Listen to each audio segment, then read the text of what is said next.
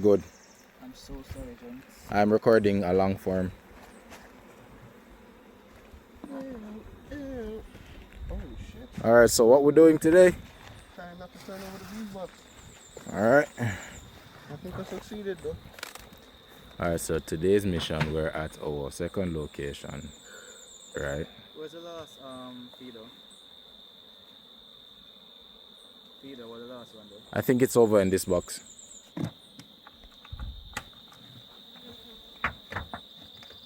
You know, it's cool when I don't have to do the unnecessary editing, right? I really appreciate not having to do it. Yeah, But anyway. Right there. I saw it. So you could have moved the things and look at the work still, you know? I know. So guys, so today we are trying to feed these bees in this dearth period that we're currently going through. So as you guys would have known, Jamaica is still feeling the ramifications of Hurricane Melissa, especially in agriculture. Beekeeping in particular has been affected greatly as the wind from the storm blew, or should I say, pretty much damaged a lot of the trees that have the nectar content, right? And without that nectar content, bees are not necessarily able to get up and produce as much as they usually do.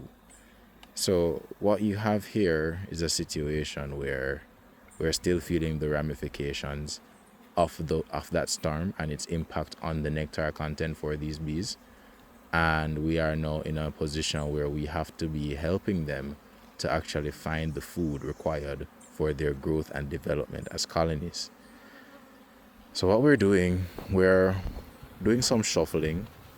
We are trying to help the population of each colony by taking some of the stronger frames from some colonies and putting them in others.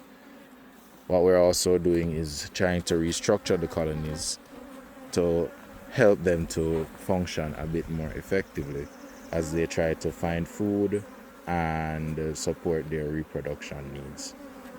So what we're doing here, we're putting our feeder that we have, our frame feeder, and what we do with the frame feeder, it works just like a normal frame. In the bee colony, we put the sugar syrup inside of it, and then once that sugar is in, we cover it up.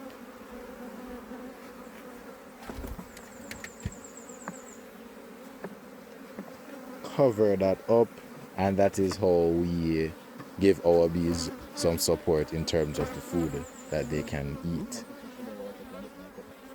Alright, so we got some extra food, some leftover food, so these bees are gonna be lucky.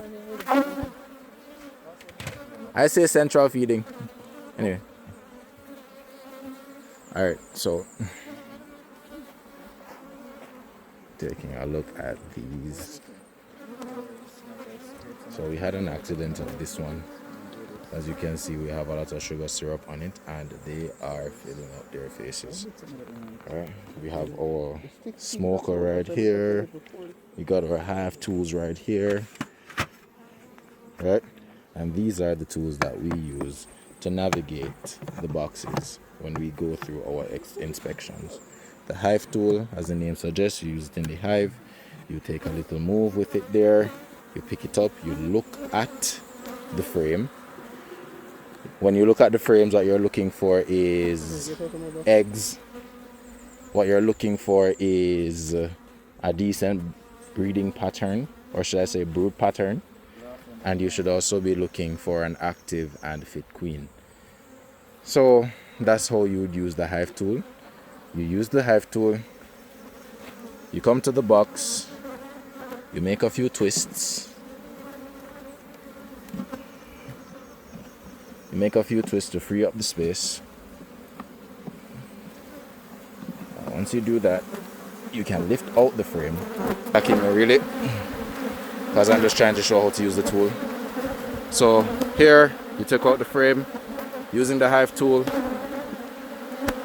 In another frame, you can see some eggs. I don't know if you guys can see from the video. So you use the Hive tool. You put it in you actually put it in the colony. You make a few twists. Yeah, can somebody give me something? panic, you know. Wouldn't say panic another word, right? But I read the room. You see me? Yeah, but that's right. Yes, because yeah, bees thing actually good for arthritis and them someday. But we got our hive tool, got our smokers. So in circumstances where they get wild like that, we just use the smoker to try to calm them down. And this is what you use to go through the boxes and navigate. So what we're doing here, we're still working on some feeding for them. Alright? This feed already, right? Yes. Are you just come open it? And then the boss said the bees are not attacking. No, I didn't open it. Ray left it open. And I just used it as an opportunity. And I used it as an opportunity to show viewers how we go through boxes. You know what? Do that, For peace, I'll take the blame. For peace. That's the truth. Alright. There's so many empty frames already.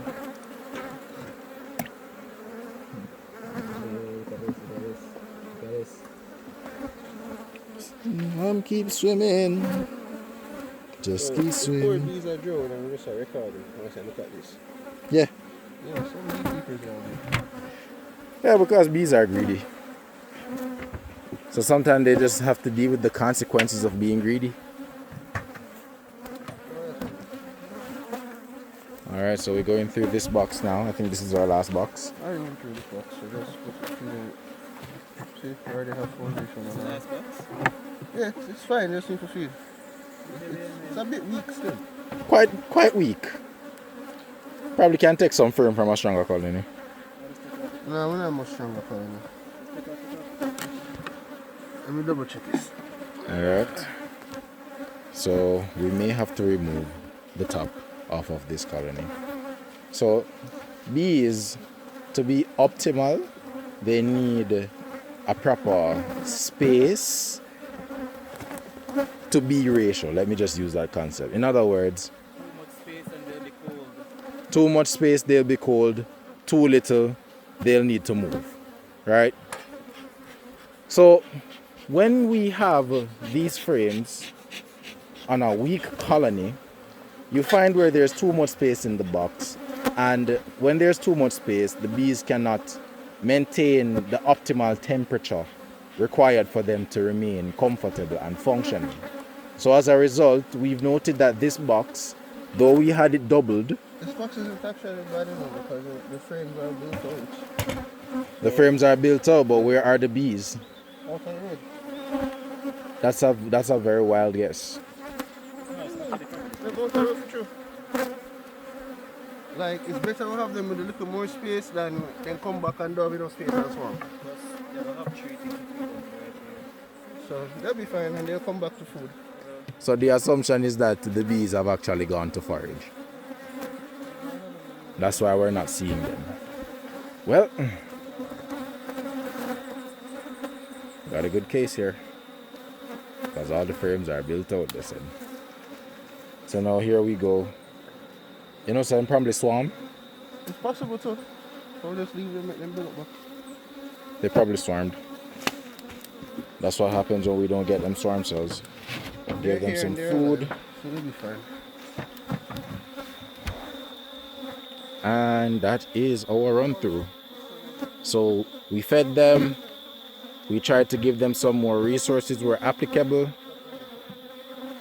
And we're just out here doing our thing.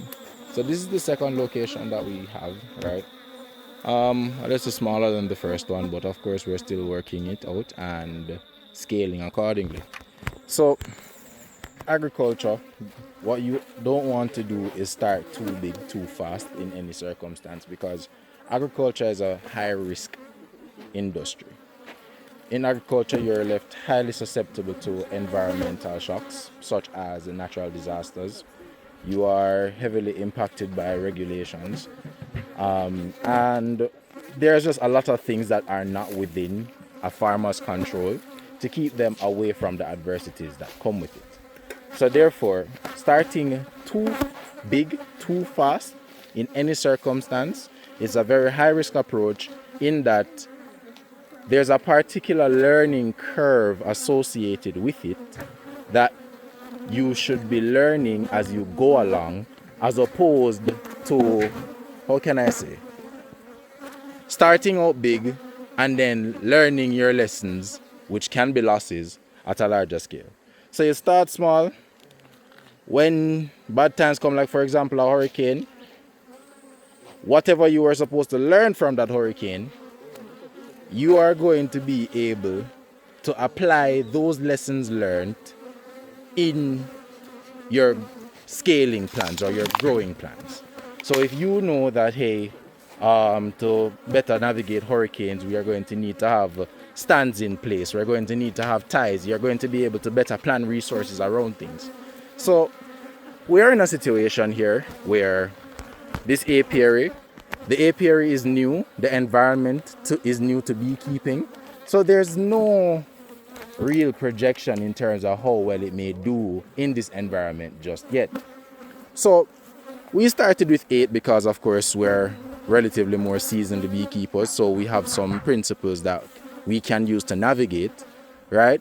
However, if you are someone who is interested and you're looking to start, ideally 2 to 4 boxes is that number where you start from, and then you take your time to scale up gradually as you learn more about the environment that you're in, as you become more aware of the things that happen in the environment where you placed your apiary. Case in point, bees do better where the environment is sunny, right?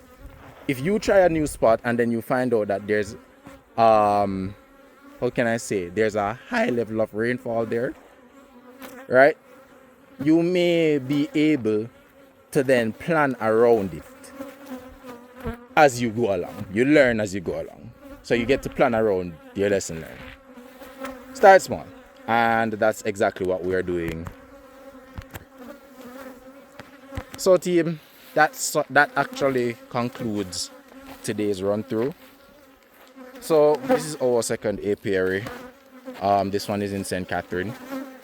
This one is very new to us in that the environment is new and there's so much that we're still learning about the environment that we placed these boxes in. So granted that we're still learning that, it is just more optimal for us to take our time and go through. So that wrap. We went through our boxes, we gave them some food, we rearranged where applicable, we gave them some more resources, and we'll keep you tuned on the growth and development of this apiary. Alright, remember to subscribe, like, share, comment, all of the good things then. Big up my side.